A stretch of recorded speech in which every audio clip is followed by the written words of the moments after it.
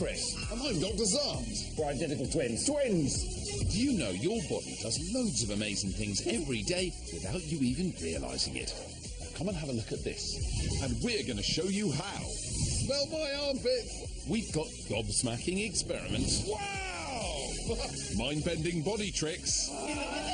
And real medical mysteries. I got hit with a wooden cricket bat. So, are you ready to see what you're made of? Coming up today on Operation Ouch! So that's where you are.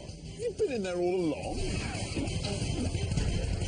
We show you the Ouch Poo Factory. We have made the perfect poo. What's going on in today's Mindbenders? It's us. And Zant deals with dizziness. But first, We're giving you exclusive access to an accident and emergency department. let's meet our first patient. In Sheffield, accident and emergency, 7-year-old Logan's all bandaged up. What happened, Logan? I put my arm Oh, how did you do that? playing football. Playing football? Let's see exactly what happened. Logan was at football camp learning new skills. He can dribble, head the ball, and score goals, just like Lionel Messi. Then it was penalties and Logan's turn in goal. He saves it. Brilliant. Up steps the second player. Logan saves again. But why is he holding his arm, Chris? Let's look at that again. The ball came rocketing in. Logan saved bravely, but look at his wrist. It's bent right back. Ouch. Here to save the day is top doctor Reddy Ilavala. Hi Logan, you alright? First, he needs to check Logan's injury. Ouch. Ooh, bit sore there. It's very important that there's a good blood supply to the tips of Logan's fingers. Okay, just touch your thumb. Is that okay? Able to feel it? If he's got any numbness or pins and needles, then we need to manipulate like straight away in the emergency department. Once he's happy that Logan's hand has a good blood supply and is not numb, Dr. Ilavala sends him off for some x-ray pictures that will reveal the damage. first one, then 2 x-rays. Another satisfied customer. With the x-rays all done, what's Dr. Ilavala's verdict? It's broken in 2 places and it's also gone backwards as well. Ooh, double ouch. Time to break the news. Zand. It definitely need to be, manipulated into place, and they might have to put some wires and things like that as well. So Logan has to have an operation to fix his broken arm. But first, it's put in a temporary splint to keep him comfy. All done. Logan's moved to another ward where he'll spend the night. Find out later how he gets on. Ready to see some amazing experiments? Yes! A triumph! It can get a bit gross, but we're going to show you how your incredible body works. Just don't try anything you see here at home. Today, we're looking at diarrhea.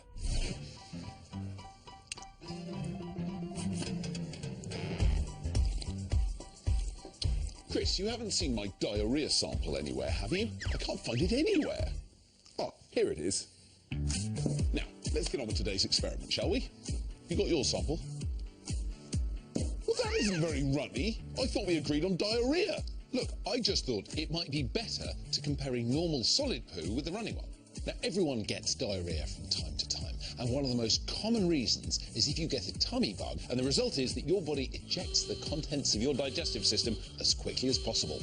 Now, as you can see, Chris's plain solid poo looks completely different to mine, but that isn't the only difference. One of these poos weighs more. So which of them do you think weighs more? Chris's solid poo. Or Zant's runny poo? As you can see, my diarrhea poo is a lot heavier than Chris's normal poo. But why? Why is diarrhea heavier and runnier than normal poo? Well, we're going to show you. Oh, Zant, welcome to my poo factory. Wow! Wait a minute! Are these my ballet tights? Yes, I'm just using them as part of the poo factory, and they are proving to be very, very effective fake intestines. But don't worry, you can have them back later. First up, let's make a solid poo. Get the masher. And mash. This bowl is like the inside of your mouth, chewing up the food. To help mash it up, your body adds saliva, enzymes, and it's all washed down with a drink. OK, Don, I think that's enough. It's time to move it from the mouth to the intestines. This is like you swallowing. Nice work. Once the mashed up food hits your intestines, the muscular walls of your gut push the food along and squeeze out all the goodness. So you can see this rich liquid full of all the nutrients and the water is coming out of the guts and going into the body, which is these metal trays. And what's left is the indigestible stuff that's going to become your poo. Fozan, I think it's time to poo. There you go. Much more solid than it was at the beginning. Nice, dry, well-formed poo. We have made the perfect poo. And look how much water is in the tray. Our fake intestines managed to get almost all the water out of our poo. This water, full of nutrients, gets reabsorbed back into the body and delivered to where it's needed. So, if that's what happens to make a normal poo, what happens when you make diarrhea? Well, it all starts in the same way. Right, Zond, put the food in the mouth and start chewing. Just as before, we have the same food and mixture. But this time, our poor intestines are dealing with a tummy bug. Time to swallow. So now something different happens. The tummy bug makes your guts draw in extra water from your body, pushing everything through your system super fast. What I've got here is a high-pressure hose, and I'm going to use this to demonstrate what happens when your guts draw in water from your body. Chris, are you ready? I am ready. 3, 2, 1... Go! Here it comes. Oh, that's good, Zond. That's good. Oh, look at that. That is amazing, Zond. Oh, that's enough. Zond has turned my perfect poo factory into the world's first diarrhea machine. So, we've shown you that diarrhea is heavier and runnier than normal poo, as your intestines don't get a chance to do their job. And all the water that should have been absorbed like the normal poo ends up in the toilet. And you can see that in our trays. There's almost no water in our trays at all with the diarrhea. And that's why it's also a good idea to drink plenty of water or rehydration drinks when you have diarrhea, because they replace the nutrients and water your body has lost. Speaking of drinks, all this experimentation is making me thirsty. Chris, I'm not sure you want to be drinking that. That's my backup diarrhea sample.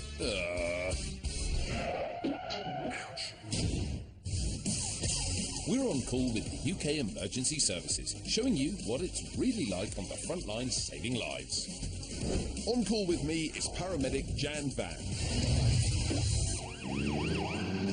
This is a rapid response vehicle, and it's on standby 24/7 to respond to whatever emergency calls coming in. Today, I'm going along for the ride, and guess what? You're coming with me.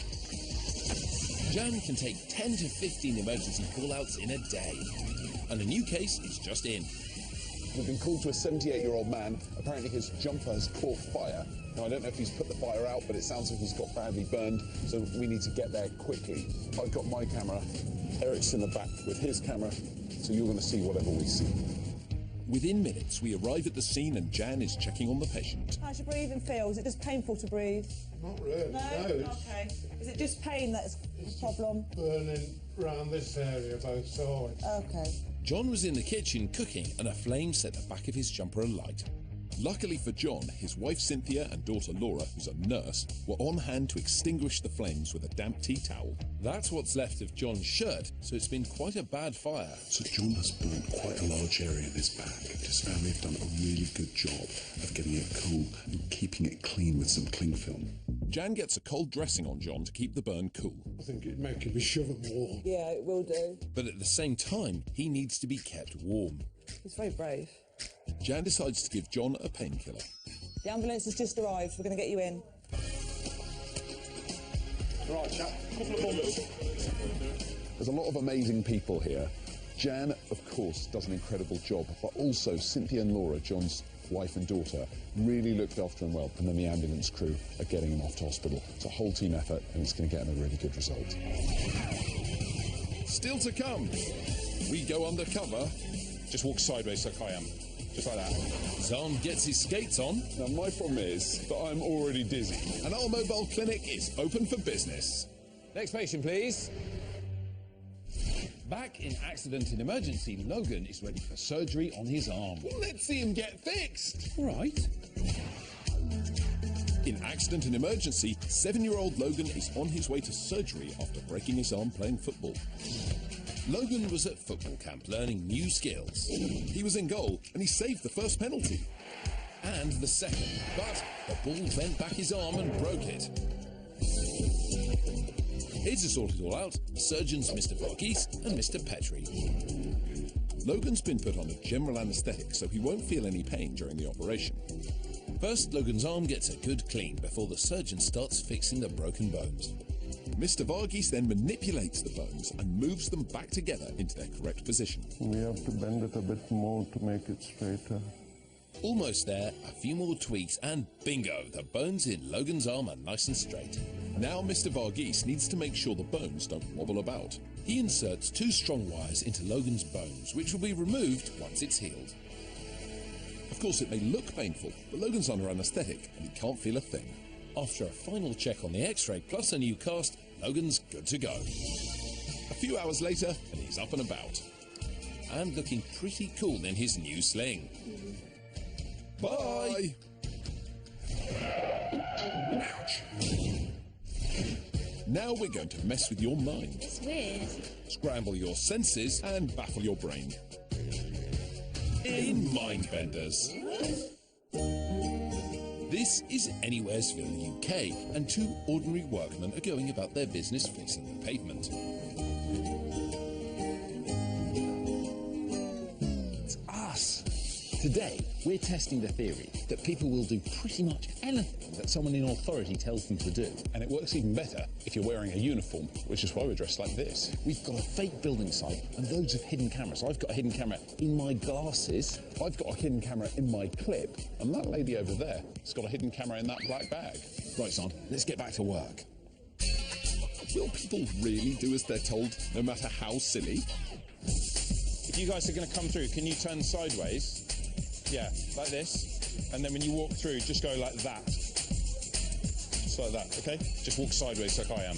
Just like that. Just sideways like that, just because of the wet cement. Just go sideways. Thank you very much. Stay look. Yeah, exactly. Thank you. Just go sideways like that. Thank you. That's perfect. Once you're through, that's great. Walk sideways and look at the concrete. You're doing such a good job. Great, and now walk backwards. That's ideal.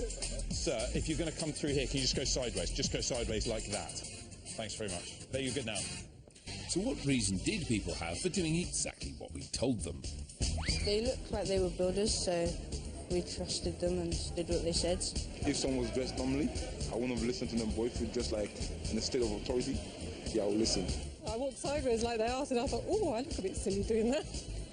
Yeah, just then it just be nice, I suppose. Yeah. We obviously thought, because he was a man in uniform, we thought we was obliged to follow his orders. I just thought it was a bit weird, but I did it anyway. Yeah. When people are asked to do something by a stranger, even if it's something they don't want to do, they'll often do it anyway, either out of fear of getting into trouble, or because they want to please the stranger. Right, Chris, should we get packed up and go? Yeah, of course, let's go. Oh, hold on, son. As you go past the concrete, I want you to turn backwards and then hop on one leg, if you say so.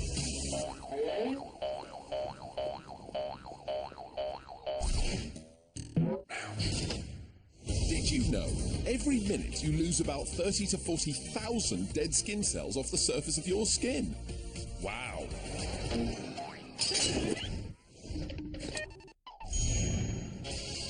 We're at a theme park to solve your medical mysteries.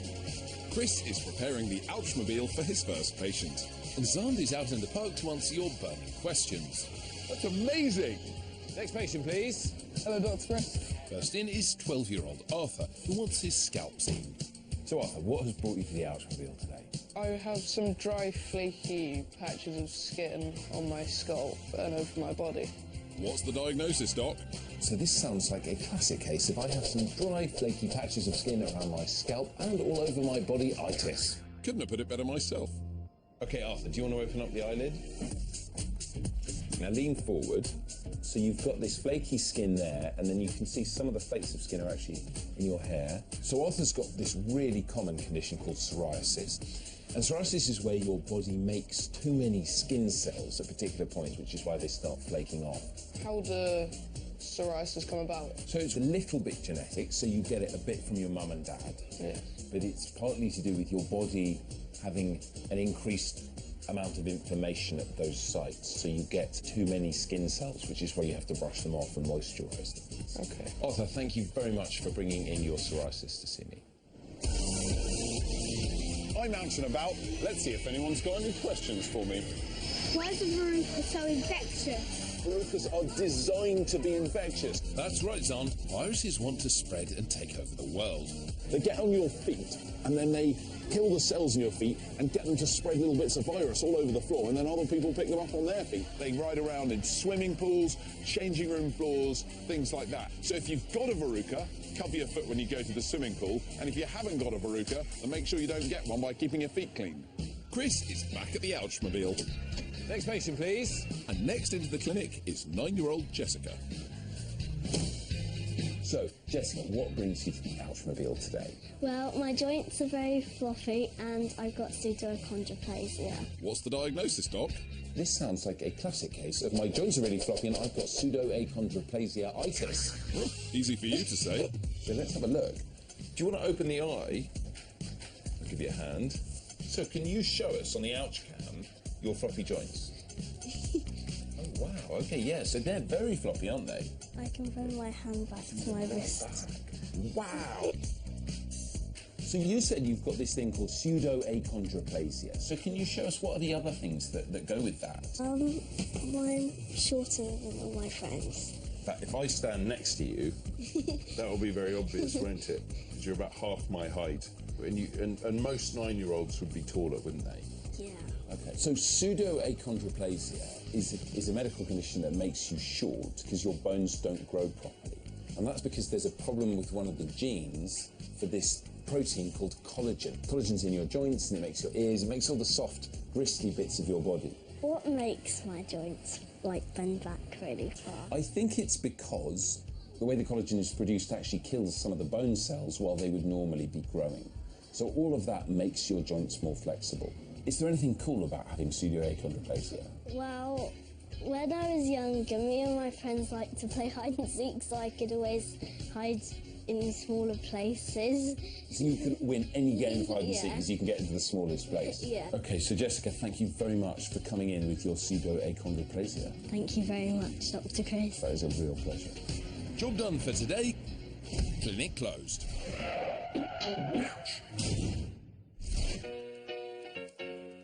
Zan, what on earth are you doing? Oh, Chris, now I'm about to meet 2 ice skaters from CBBC's Ice Stars, and I'm trying to figure out how they do their amazing spins. Whoa, you're not going to wear that, are you? Of course I am. It was very expensive. Don't you like it? No, I do. I like it very much. I just think you don't want to embarrass the skaters because they might not have any clothing that's quite so sparkly. Sparkly, exactly, yes. That would be bad to embarrass them. I'll go and change. Well, that saved him from embarrassing both of us. Time for investigation. Ouch. Meet Chloe and Alexia. They star in CBBC's Ice Stars. They can spin on the ice at incredible speeds without getting dizzy and falling over. You want to have a go at spinning, Sam? I thought you'd never ask. Hang on, I'm going to come to the side of you, okay? Bend. Okay, so bend. And then kind of rotate yourself and then pull in. Now, my problem is that I'm already dizzy. Really? And then you've got to skate off and keep... I can, Maybe a little more practice will help me out. Yeah, I got him. I think I better leave this to the professionals. So when you're doing your spins, how many times do you think you go around? Maybe about 25-ish, yeah, or maybe more. 25 complete turns around. Yeah. And at the end of that, do you feel dizzy at all? We don't really have time to be dizzy, I don't think so. Now, I know you thought I was brilliant, but I actually can't compete with Alexia and Chloe on the ice, so I've got a little experiment to see how we all deal with dizziness and safety of dry land. Right, you ready? We're each going to do a spin, followed by the simple task of walking to the table and pouring a glass of water. Let's see how I fare against these two.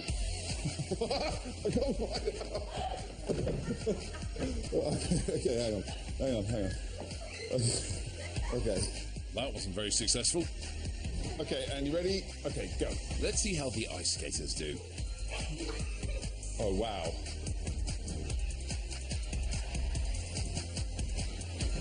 Oh, wow. What, nothing? So that's why I couldn't do the spins on the ice, probably, isn't it? That's probably the only reason. When you spin around, the fluid in your inner ear spins too. When you stop spinning, the fluid keeps moving, but your eyes tell you that you're still, and that makes you feel dizzy. The skaters are brilliant at dealing with the effects of spinning, but how do they do it? I've come to meet Dr. Barry Seamundle, one of the country's top experts in dizziness.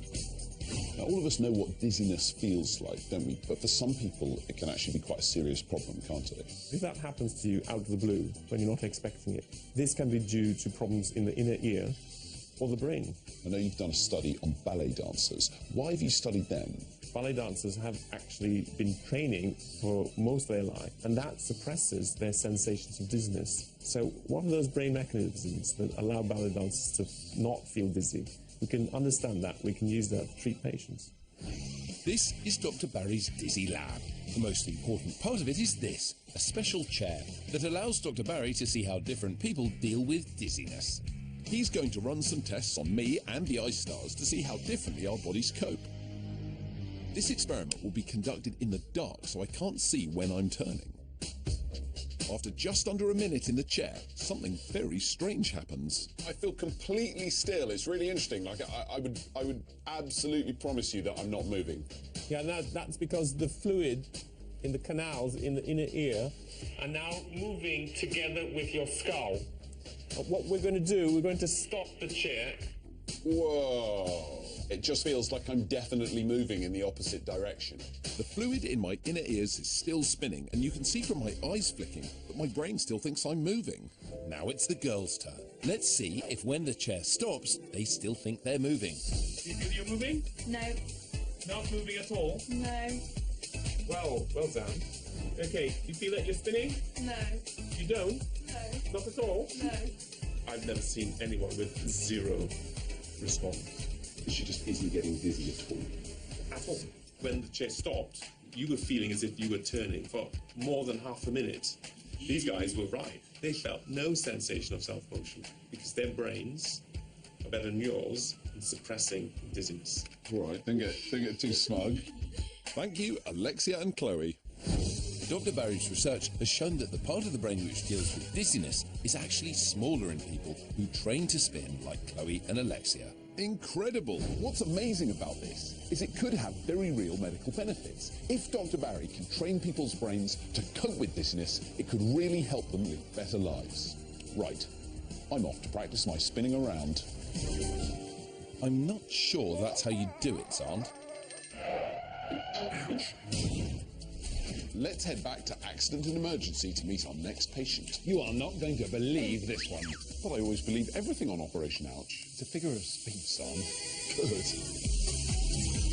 In Accident and Emergency, 7-year-old Emily is waiting with a terrible toe. Ooh, that looks sore. Stanley did it. Stanley? He looks far too sweet and innocent for that. He tried to photograph my toe. A photograph? How did that happen? It was a Sunday at home. Emily and her brother Stanley were in Emily's bedroom.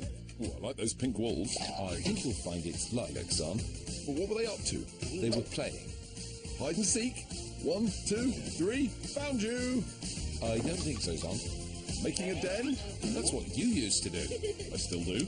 Actually, they were just messing around when all of a sudden, Stanley knocked a heavy photo frame off the windowsill and it fell straight onto Emily's toe. Ouch! Does it hurt, Emily? Yeah. Dr. Reddy Ilabala's here again to look at that damaged digit. Can you wiggle your toes for me?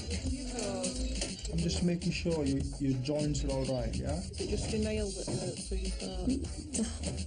That bit where you touch it. On examination, there was blood underneath the nail, so it was under tension and it was very painful for her. We will try to relieve the pressure by putting a small hole.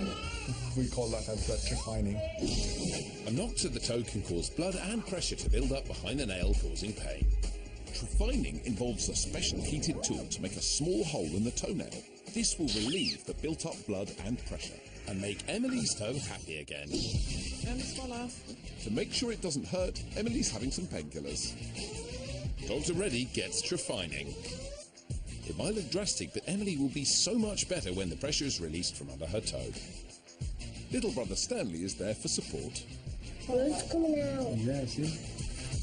With the blood drained, a plaster is put on Emily's toe to protect it from infection. It might take a week or two, but the nail will fall off and a fresh nail will grow back. Terrific! Emily gets a brand new nail. So what's the plan now, Emily? I'm gonna be careful on with my toe. Good idea. Stanley, you've got to look out for your sister. Off she hops into the distance. Bye! Next time on Operation Ouch, we investigate why skin goes wrinkly. Zahn, what are you doing?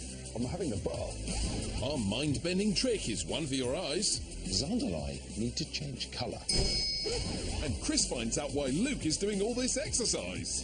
Here you can see the heart muscle. Are you sweating yet? So that's it till next time from Operation Ouch. Chris, you haven't seen my diarrhea sample, have you, anywhere? I can't find it. Oh, here it is. You got it?